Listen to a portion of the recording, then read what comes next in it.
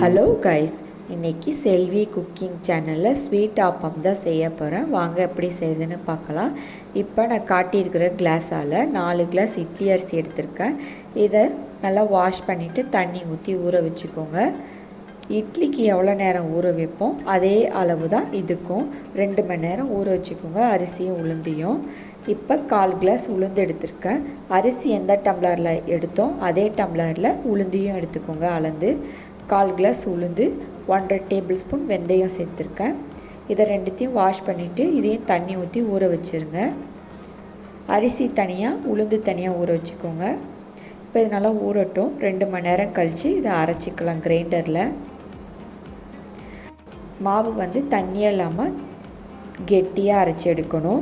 ஏன்னா வெல்லம் கரைச்சி ஊற்றுறப்ப மாவு தண்ணியாக போயிடும். நீங்கள் இப்போயே ரொம்ப தண்ணியாக அரைச்சிங்கன்னா, அதனால் மாவு கெட்டியாக அரைச்சி எடுத்துக்கோங்க. அதேமாதிரி ஃபஸ்ட்டு கிரைண்டரில் உளுந்தை போட்டு அரைச்சிக்கோங்க. நீங்கள் அரிசி போட்டுட்டு உளுந்து போட்டிங்கன்னா மாவு காணாது. அதனால் ஃபஸ்ட்டு உளுந்தையும் வெந்தயத்தையும் போட்டு அரைச்சி எடுத்துக்கோங்க. உளுந்து நல்லா ஃபைனாக அரைச்சிக்கோங்க. இந்த மாதிரி மாவு ஃபைனாக இருக்கணும். அரிசி அரைக்கிறப்ப ரவா பதத்தில் அரிசி அரைச்சி எடுத்துக்கோங்க. தனித்தனியாக அரைச்சிக்கோங்க. கிரைண்டரில் அரைக்க பாருங்கள் முடிஞ்ச அளவு. இப்போ அரிசி அரைக்கிறப்ப அதில் வேக வச்ச சாதத்தை சேர்த்துக்கலாம்.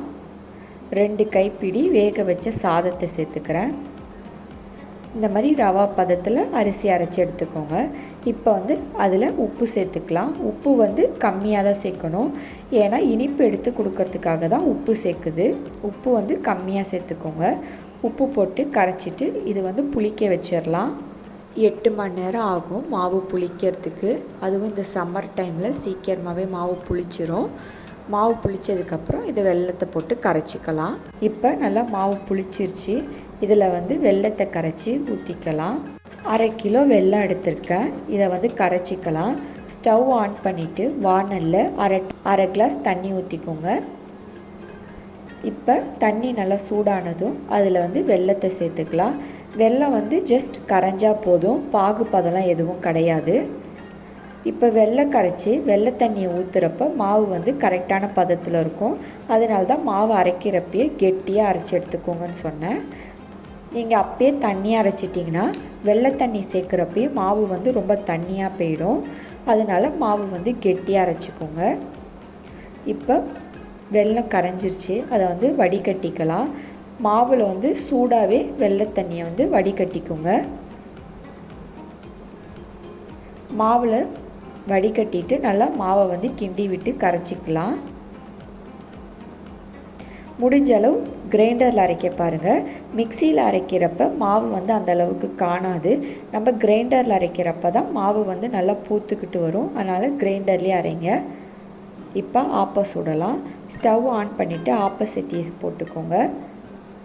அதில் லைட்டாக எண்ணெய் அப்ளை பண்ணிவிட்டு ஆப்ப மாவை கரைச்சி வச்சோம்ல அதை ஊற்றிக்கலாம்.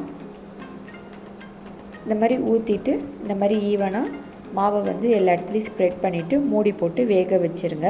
மீடியம் ஃப்ளேமில் வச்சு வேக வைங்க. ஹை ஃப்ளேமில் வச்சிங்கன்னா தீஞ்சு போயிடும். மீடியம் ஃப்ளேமில் வச்சுட்டு ஆப்பத்தை வேக வைங்க.